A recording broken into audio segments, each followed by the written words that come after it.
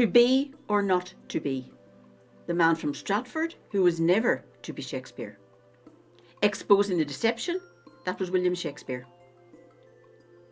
This is the first of my 2 books on William Shakespeare.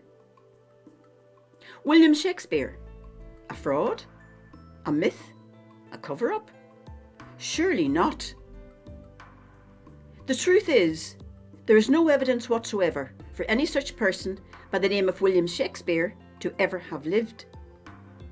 There is evidence for a William Shakespeare, a man from Stratford upon Avon, a shady businessman, a man involved in the London theatre world as a shareholder, a broker of plays, and a part-time actor.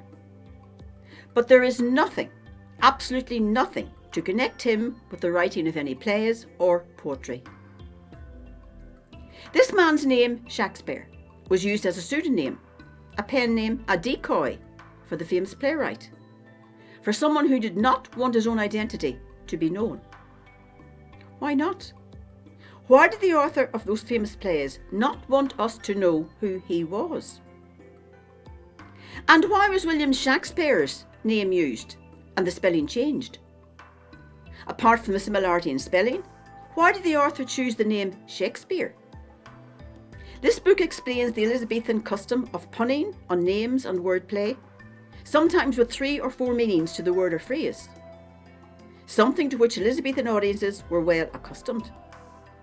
This was the way in which writers wrote, their meanings hidden in coded secret messages, anagrams and puns. This book does not put forward any candidate, any replacement for the literary laurels. We need to vacate the position before we can make a replacement.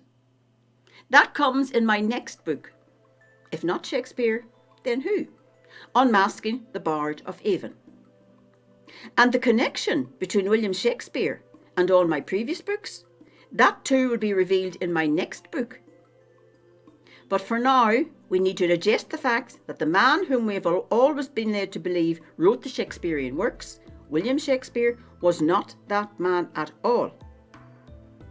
To be or not to be. The man from Stratford who was never to be Shakespeare. Exposing the deception that was William Shakespeare.